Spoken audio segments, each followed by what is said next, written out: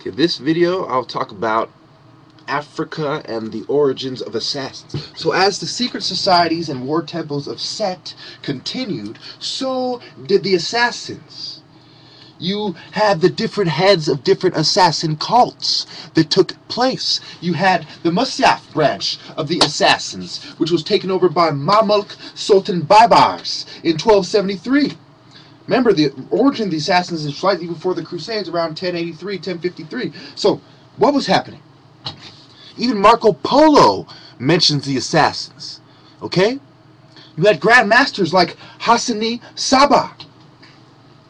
Understand what is going on here.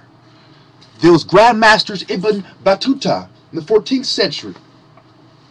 He's the one who made the fixed rate for the pay per murder. Remember, you had Murder Inc. and the Mafia. You had Al-Qaeda, Bin Laden, Zabriskie with Bin Laden. So it is the secret societies training the secret societies members of a certain religion to work on their behalf. They're perverting the religion.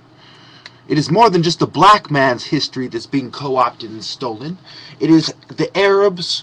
It is some of the Asians as well, as the secret societies infiltrate their culture and retell their history through the lens of the secret societies and establish buildings using the concepts of feng shui and the concepts of tai chi and karate and the concepts of the ancient Egyptian temples and the Babylonian mysteries. Now, we go on to Iran and Persia, the Persian mysteries. Where were the assassins? In Syria, in Persia. Okay? Why were they there? Because the Aryan secret societies were there, which evolved into the Tool Society, etc. So we go on. We talk about Hassan-i-Sabah. We talk about how this plays into the Kabbalah and how they have secret Jewish cults that have masterminded and are better at manipulating other institutions and organizations and religious structures than other people are. And you had things like the Grand Headmaster of the Order, okay, the Greater Propagandist. It's also known, you know, as I went through the different sites to see if anything contradicted what I said, everything went along with what I said, from Wikipedia to the encyclopedia, from history.com of different countries to the different countries' tour sites, okay? Now, even Tour Egypt, one of my favorite sites, touches on it a bit. Now, we go on to, they had ranks in the assassins, just like you had ranks in the Masonry. Masonry, in a way, is a financial assassins of America. You know, they are assassins in their own right. Now, if we go on to talk about how these people had to have certain qualities, and how in Masonry you have to be an upright individual and possess certain qualities, an individual who is educated, etc.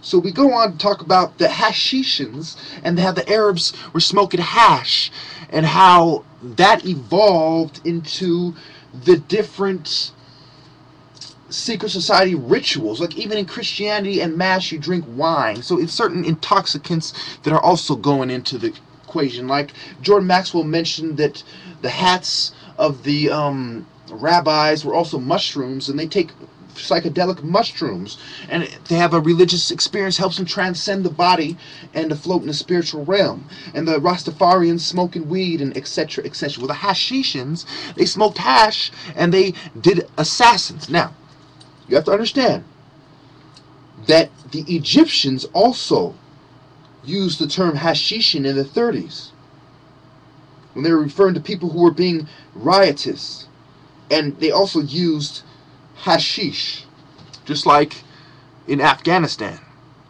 What do they do in Afghanistan? They smoke weed and hash, and they have opium fields. The intoxicants, the secret societies, the bankers, the cults, the pharaohs, the elite, and how they are intertwined with the very essence of rich qualities and privileged class. Now, we go on to talk about, I could go on to talk about the different assassin cult leaders and their followers. You had Nizam al-Mulk, you had al-Mustansir, you had al-Pepo, Ridwan assassins, etc.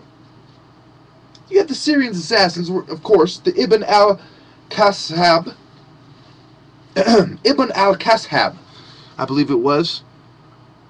And you had, of course, the assassins were even hired by the king of Jerusalem, okay, in 1173.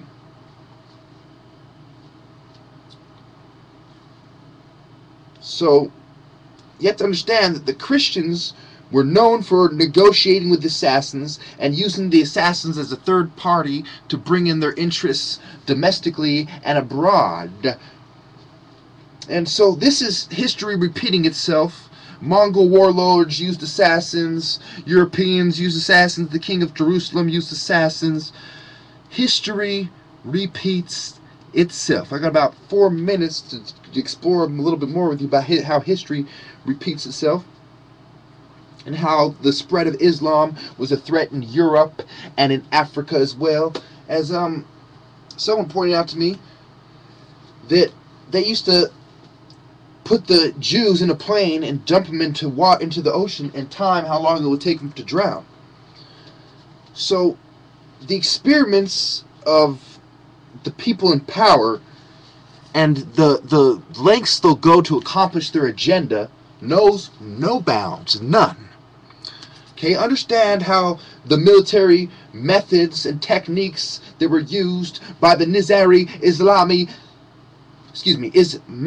state was applied, and how they had strongholds, and how they used assassins abroad and preferred defense, and how the Grand Masters like Imam Rukin, and how you had the Rukins in Chicago, but I'm not going to get into that, the El Rukins.